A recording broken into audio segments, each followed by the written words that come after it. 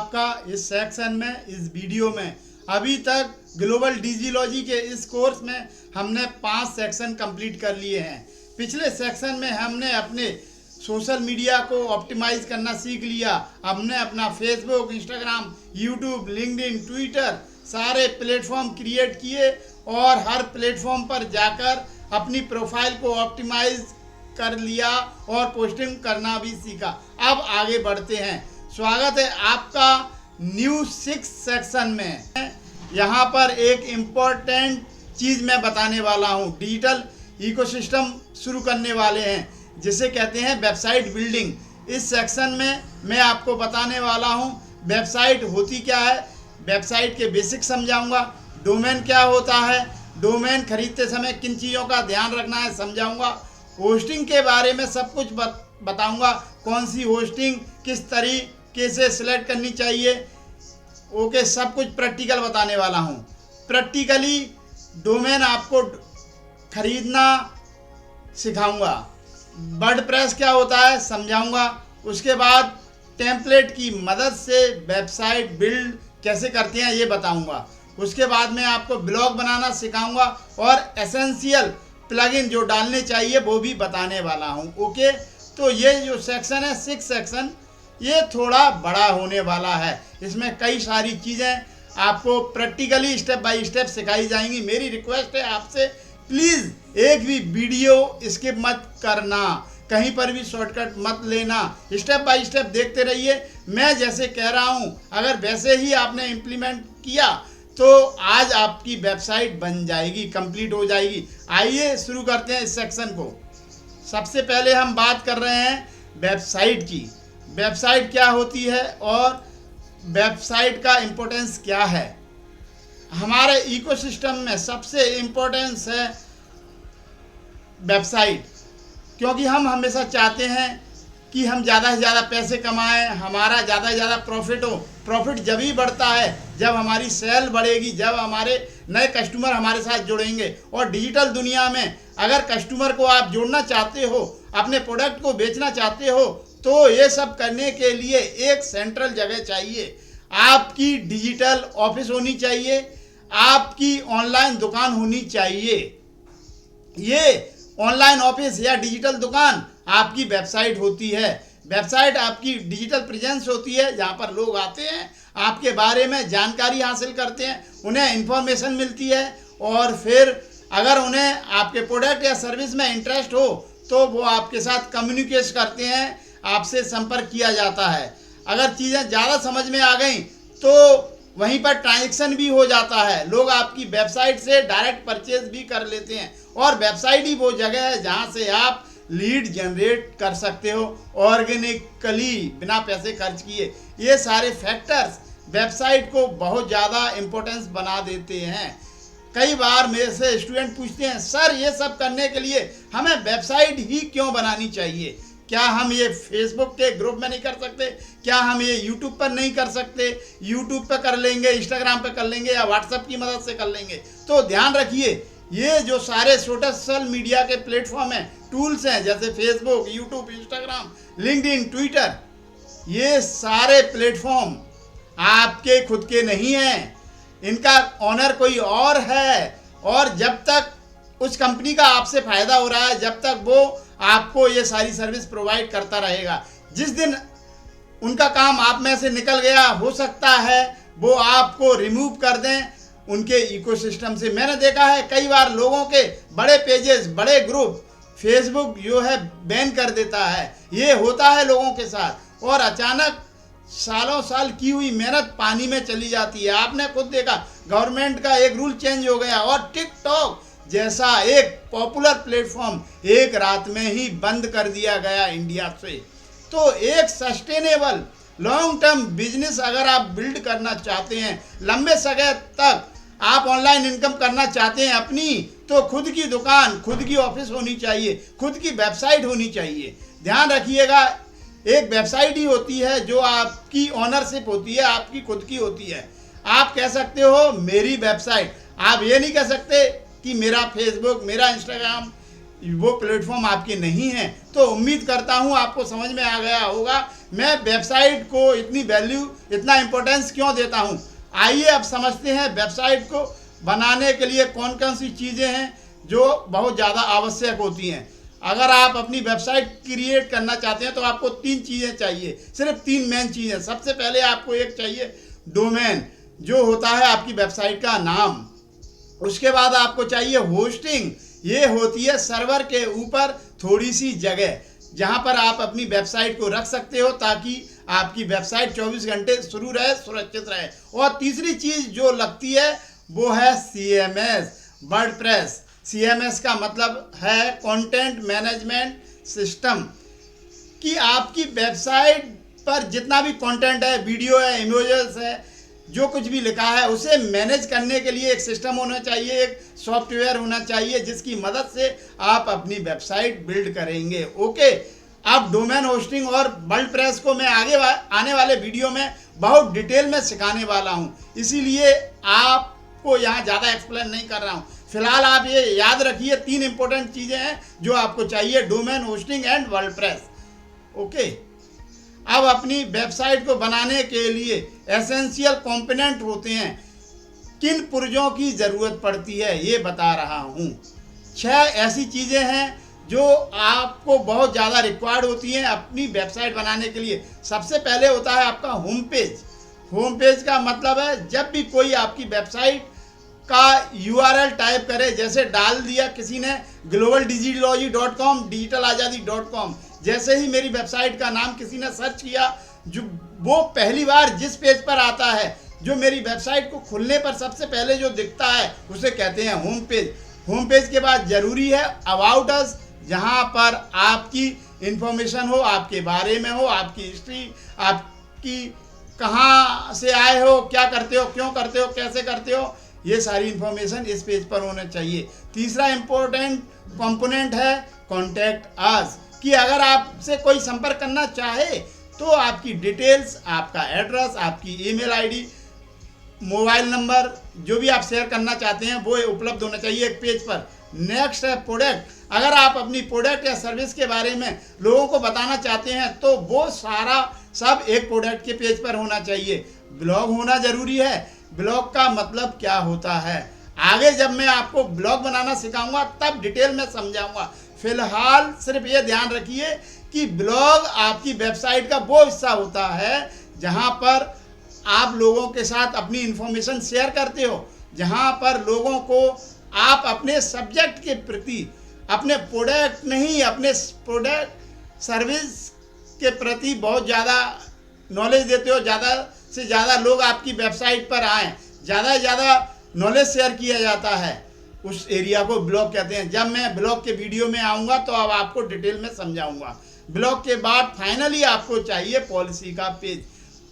ये आपके बिजनेस या आपके एसोसिएशन टर्म एंड कंडीशन क्या हैं, जैसे कैंसिलेशन की पॉलिसी क्या है, रिफंड की पॉलिसी क्या है, डेटा की पॉलिसी क्या है, कुकीज़ की पॉलिसी क्या है, ये सब कुछ आपकी पॉलिसी में होना चाहिए, प्राइवेसी पेज में होने चाहिए। अगर आपकी 6 चीज़ें आपकी वेबसाइट पे हैं तो आप कह सकते हो ये आपकी वेबसाइट कंप्लीट है, पूरी है। ओके, फिलहाल सिर्फ आप इसे याद रखेंगे या नोट कर लीजिए अपनी डायरी में। आगे जब हम वेबसाइट बनाने वाले हैं इनमें से हर एक चीज़ को डीपली सीखने वाले हैं, समझने वाले हैं। तो ये है एसेंशियल कंपोनेंट जो आपकी वेबसाइट को बिल्ड करने के लिए आवश्यक हैं। अब अपनी वेबसाइट को स्टेप बाय स्टेप बिल्ड करने के लिए ये 10 चीज़ें आपको करनी चाहिए। सबसे पहले डिसाइड कीजिए आपकी वेबसाइट का पर्पज़ क्या है, आप ये वेबसाइट क्यों बना रहे हैं, पर्पज़ क्या है वेबसाइट बनाने का। कई बार लोग कहते हैं हमें कुछ ना कुछ बेचने के लिए वेबसाइट बनानी है, कोई प्रोडक्ट बेचता है, कोई सर्विस बेचनी है, लेकिन ऐसा ज़रूरी नहीं होता कि वेबसाइट पर कुछ ना कुछ बेचा ही जाए। आपकी वेबसाइट आप केवल डिजिटल प्रेजेंस के लिए भी बना सकते हो, लेकिन पहले से ही डिसाइड होना चाहिए आपका पर्पज़ क्या है। पर्पज़ आपका वेल डिफाइंड होगा तो आपको वेबसाइट बनाने में आसानी होगी। पर्पज़ के बाद ज़रूरी है रिसर्च करना। आप जिस भी क्षेत्र में काम करना चाहते हैं, जो भी आपका वर्टिकल है, उस क्षेत्र में जो सबसे नामचीन लोग हैं, जो फेमस बिजनेसेस हैं, उनकी वेबसाइट पर जाकर रिसर्च कीजिए। उन्होंने अपनी वेबसाइट का नाम कैसे रखा है, उसका स्ट्रक्चर कैसा है, किस प्रकार के कलर यूज किए जाते हैं, क्या बातें बताई जाती हैं, अपने प्रोडक्ट को कैसे प्रेजेंट किया जाता है। अगर आप अपने 4-5 कॉम्पिटिटर की वेबसाइट पर जाकर 15-15 मिनट स्पेंड करेंगे तो आपकी नॉलेज अपनी वेबसाइट के लिए बढ़ जाएगी। क्या आपको अपनी वेबसाइट कैसे बनानी चाहिए, इसका आपको प्रॉपर जजमेंट आपको आने लगेगा। इसलिए मैं रिकमेंड करता हूं कि कम से कम 5 कॉम्पिटिटर वेबसाइट को 15-15 मिनट के लिए स्टडी कीजिए। जितना नॉलेज आपको रिसर्च देगा उतना नॉलेज आपको और कोई नहीं दे सकता। ध्यान रखिए, यहाँ पर हम किसी भी वेबसाइट को कॉपी नहीं करने वाले हैं। हम सारी वेबसाइट को देखकर अपनी समझ डेवलप करेंगे और फिर अपनी समझ के अनुसार अपने काम करेंगे। ओके, रिसर्च के बाद ज़रूरी है प्लानिंग। जब एक बार आपने अपनी कंप्यूटर की वेबसाइट देख ली, उसके बाद आपको डिसाइड करना है आपकी वेबसाइट का स्ट्रक्चर कैसा रहने वाला है, कितने पेजेस की वेबसाइट बनाओगे। अब होम पेज के ऊपर ही आप प्रोडक्ट रख सकते हो, प्राइवेसी पॉलिसी भी रख सकते हो, 1 पन्ने की वेबसाइट बना सकते हो, 4 पेजेस की वेबसाइट बना सकते हो, 7 पेजेस की वेबसाइट बना सकते हो। लेकिन आपकी वेबसाइट एग्जैक्टली कितने पेज की बनानी है, उसका स्ट्रक्चर क्या होगा, यह पहले से डिसाइड करना ज़रूरी है। आपकी वेबसाइट पे कंटेंट क्या रहने वाला है, आप किन किन बारे में बातें करने वाले हो, कौन से प्रोडक्ट दिखाने वाले हो, कौन सी सर्विस देने वाले हो, ये सब पहले से डिसाइड होना चाहिए। और आपकी वेबसाइट का जो कॉन्सेप्ट है ये डिसाइड होना ज़रूरी है। कॉन्सेप्ट से मेरा मतलब है कि किस प्रकार के कलर आप यूज करेंगे, ब्राइट रखना चाहते हैं, डल रखना चाहते हैं, या फिर आपकी कंप्यूटर की वेबसाइट को जज करके आपको समझ में आ जाता है इस इंडस्ट्री में किस प्रकार के कलर यूज किए जाते हैं। आप इंटरनेट पर जाकर कुछ ब्लॉग भी पढ़ सकते हैं जो कि आपको समझाएगा कि कौन सी इंडस्ट्री के लिए कौन से अच्छे कलर होते हैं। एक एग्जांपल देता हूँ, यूजुअल जो मैन्युफैक्चरिंग की इंडस्ट्री होती है वो ऑरेंज, रेड, येलो ऐसे कलर यूज करती हैं। आपने देखा होगा कई सारे इम्पोर्टेंट कंपनी जो हैं यूजुअली इंजीनियरिंग से रिलेटेड, मैन्युफैक्चरिंग से रिलेटेड हैं, येलो, ऑरेंज, ग्रीन इस टाइप के कलर यूज करते हैं। अगर कोई सर्विस इंडस्ट्री है तो वो यूजुअली लाइट पिंक या बेस कलर या फिर लाइट ऑरेंज कलर, ऐसे लाइट कलर यूज करते हैं।